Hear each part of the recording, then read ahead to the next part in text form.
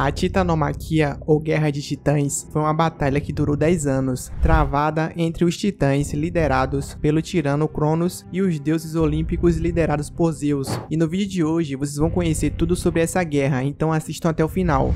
E aí galera, beleza? Meu nome é Vinícius Soares e no vídeo de hoje trouxe pra vocês tudo sobre a Titanomaquia, a Guerra dos Titãs que aconteceu na mitologia grega. Mas antes de tudo, peço pra vocês que são novos no canal se inscreverem aqui embaixo e clicarem no gostei. Então sem enrolação, bora começar o vídeo.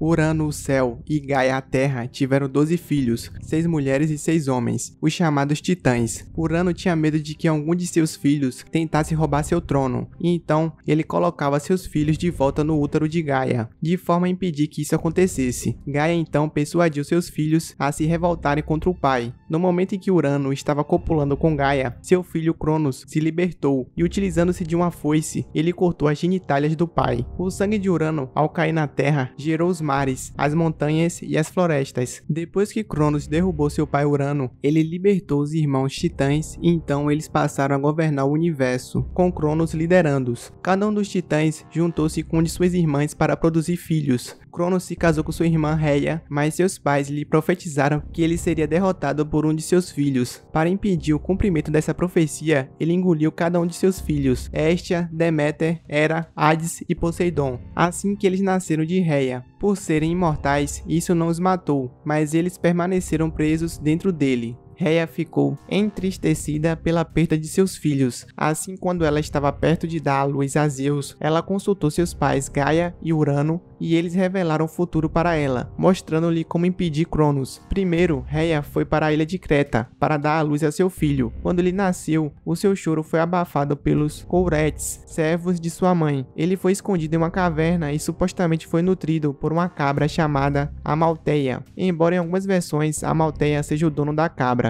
O chifre desta cabra pode ter sido o famoso corno da abundância, ou cornucópia. Quando Cronos veio a Rhea para pegar o seu filho recém-nascido, ela deu-lhe uma pedra envolta em um pano no lugar. Sem perceber, Cronos engoliu a pedra em seu lugar. O bebê Zeus cresceu rapidamente. A teogonia de Hesíodo diz que levou apenas um ano, e nesse período, Zeus se preparou para desafiar seu pai. Valendo-se de uma força e dos conselhos de Gaia, Zeus foi capaz de forçar Cronos a vomitar a primeira pedra, e em seguida, todos seus irmãos um por um. Em outra versão, de acordo com os Apolodoros, a Titanide Metis enganou Cronos fazendo engolir uma poção que fez vomitar seus filhos. O que aconteceu imediatamente após Cronos regurgitar os seus filhos não é claro, mas a guerra entre os deuses e os titãs começaram em seguida. Infelizmente, o poema épico de mesmo nome foi perdido. O primeiro relato completo que temos é em Apolodoro, que provavelmente foi escrito no século I d.C. Alguns dos filhos dos outros titãs, como Atlas, Menoécio, filho de Japeto, lutaram ao lado de seus antepassados. Outros, incluindo os outros filhos de Japeto, Prometeu e Epimeteu, não. A guerra foi travada sem sucesso em ambos os lados durante 10 anos, um período tradicional para uma longa guerra. Note que a Guerra de Troia também durou 10 anos, com os deuses com base no Monte Olimpo e os titãs no Monte Otris. Estas duas montanhas ladeiam a área do norte da Grécia chamada Tessália, estando o Olimpo ao norte e Otris ao sul. Uma vez que ambos os lados desta guerra eram imortais, baixas permanentes não eram possíveis. Entretanto, os deuses triunfariam com o auxílio de forças mais antigas. Urano havia aprisionado há muito tempo alguns de seus filhos, os 3 Ciclopes e os 3 Hecatônquiros, conhecidos como os Sem Mãos, no sombrio Tártaro. Mais uma vez, aconselhado por Gaia, Zeus libertou os primos monstruosos dos titãs e foi recompensado com a sua poderosa ajuda. Os Ciclopes deram relâmpagos e trovões para Zeus empunhar como armas, e mais tarde também criaram o capacete de escuridão de Hades e o tridente de Poseidon.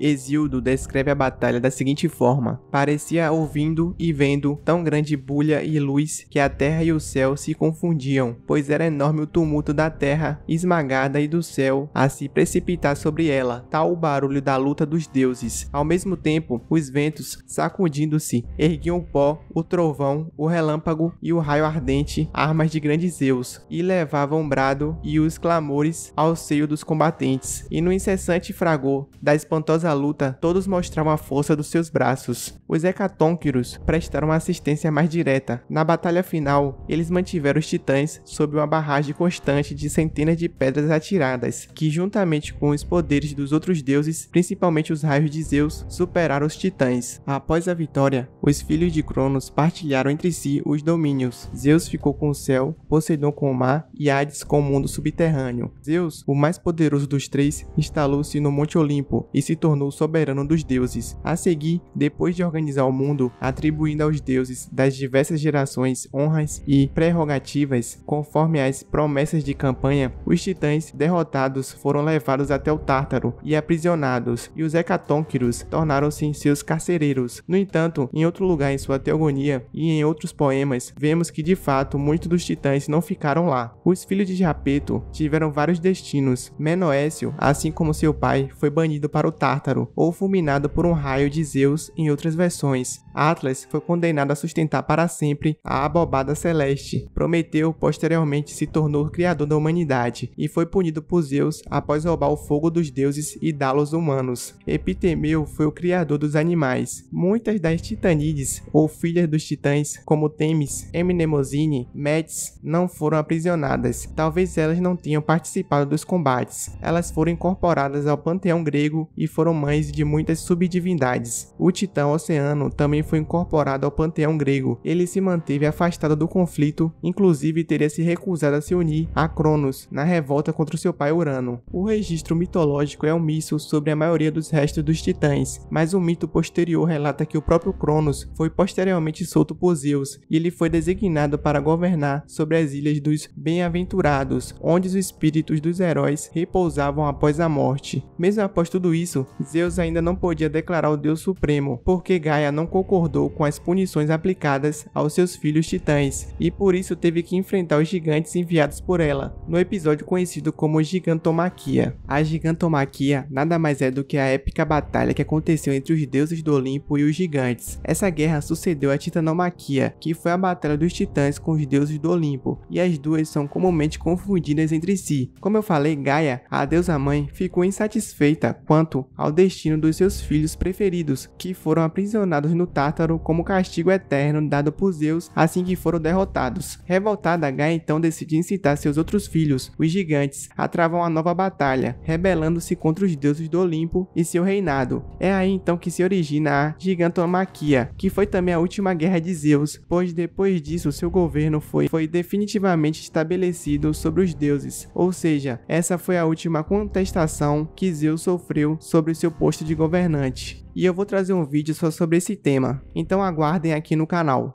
Então galera, esse foi o vídeo, espero que tenham gostado. Clique no gostei, se inscreva no canal, compartilhe o vídeo. Um abraço, fui!